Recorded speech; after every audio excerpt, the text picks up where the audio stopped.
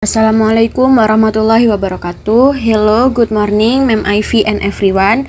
Here we want to explain to you all about translating public sign.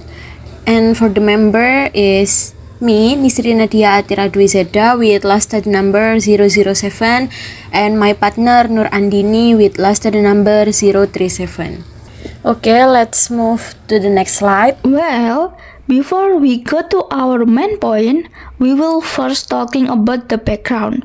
So here, the background on the translation theory related to our topic is that translation theory provides a foundation for accurately conveying meaning across languages, especially in practical contexts like public signs. So Joseph L. Malone's 1988 theory introduced 9 translation strategies that help translators adapt messages clearly and effectively. Here, these strategies are especially useful for public signage, where space is limited and the message must be instantly understood.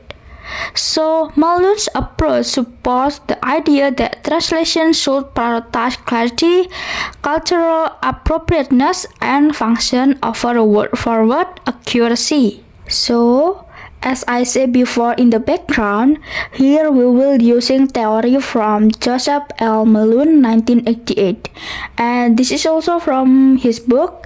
It's called The Science of Linguistics in the Art of Translation. Here, we will talking about the theory contribution.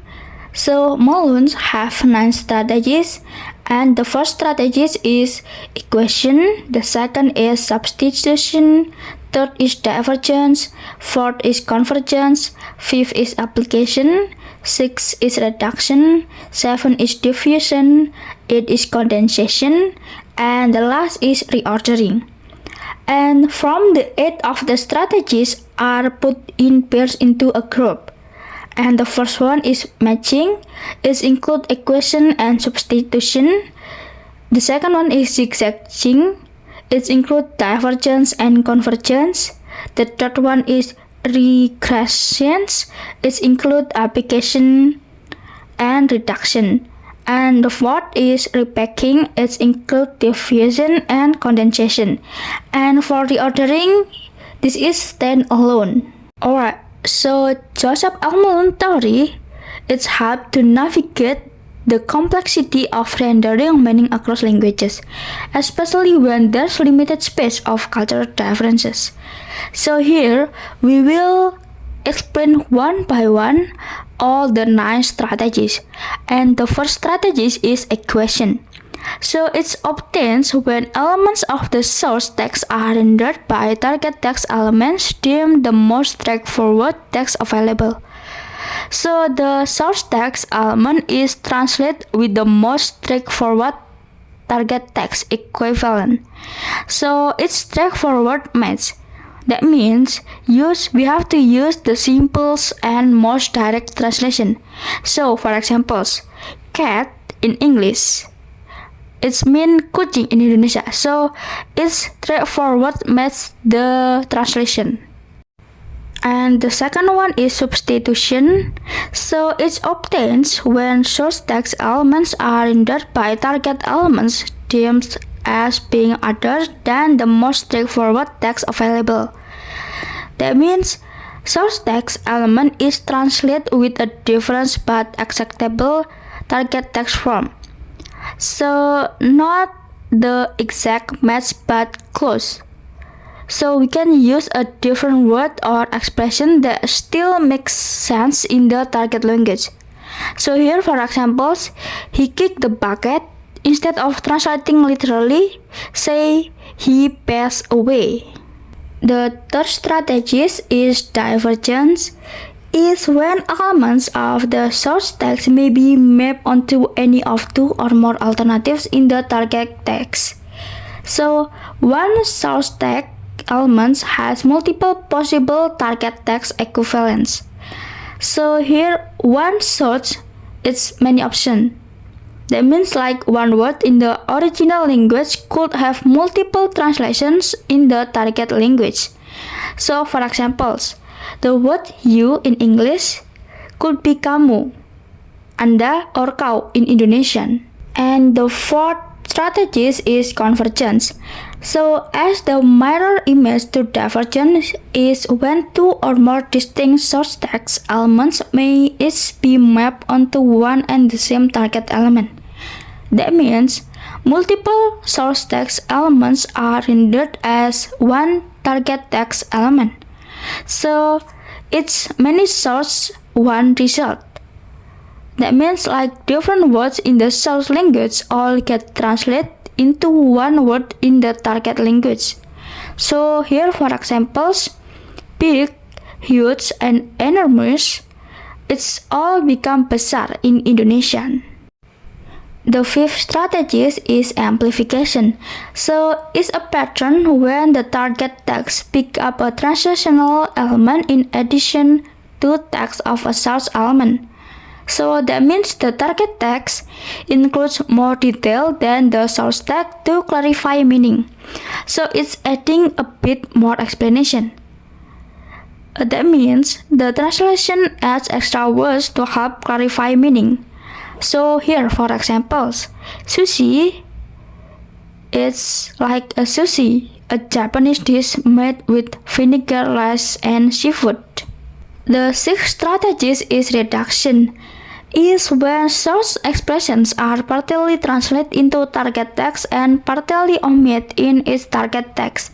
That means target text includes less detail by omitting parts of the source text deemed unnecessary. It's trimming down. So some parts of the original text are left out because they are not essential or don't translate well. So here for examples, he smiled sadly. So just dia tersenyum. It's leaving out sadly. And the seventh strategy is diffusion. So strategy concerns with the way when an element or construction of the source text is in some sense rendered by a more loosely or expansively organized target text. That means target text spreads out meaning in a more expansive or elaborate structures, make it more detailed or spread out. So that means the original short idea becomes longer in the translation to better explain it. So here, for examples, one word becomes a full phrase to maintain the same meaning and tone. The eighth strategy is condensation. It refers to the strategy when a source element or construction corresponds to a tighter or more compact target text. That means target text express source text meaning in a more concise form. So make it shorter and tighter. The translation is more compact or simpler than the original. For examples, a long description turns into a short phrase in the target language. And the last strategy is reordering. So it's about the kind of strategy when one or more target element appears in a position different from that of the source text. That means changes the sequence or structure of elements to fit target text language norms. So it moves things around.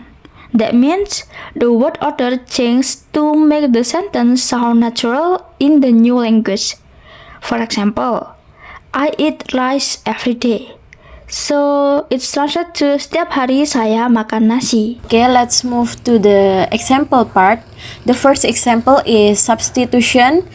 KA jarak jauh is substitute with intercity trains. This reflects a cultural and functional equivalent in English.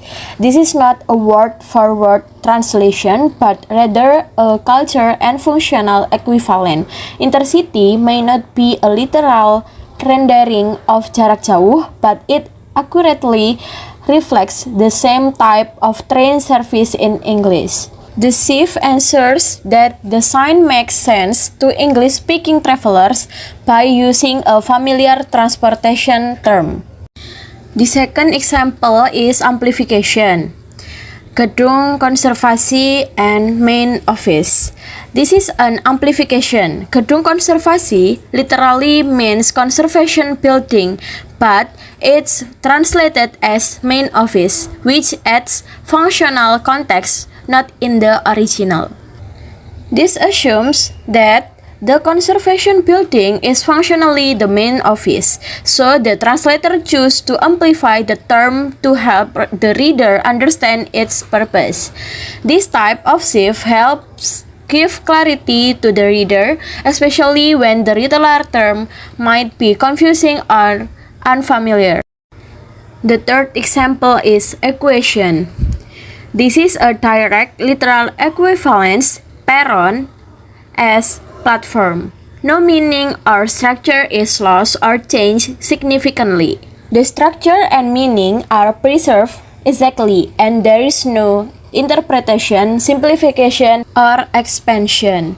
This is a textbook example of equivalence where the two languages share a straightforward term for a shared concept in transportation. No cultural or linguistic adjustment is needed here.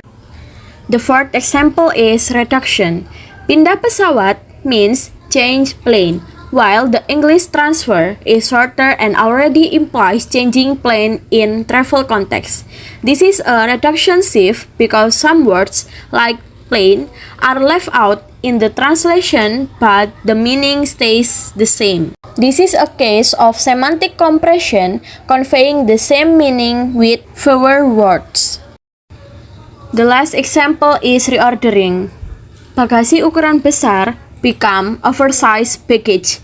Word order is changed from noun plus modifier into modifier plus noun. This is a synthetic shift to align with typical English adjective noun order, which is the opposite of Indonesian structure.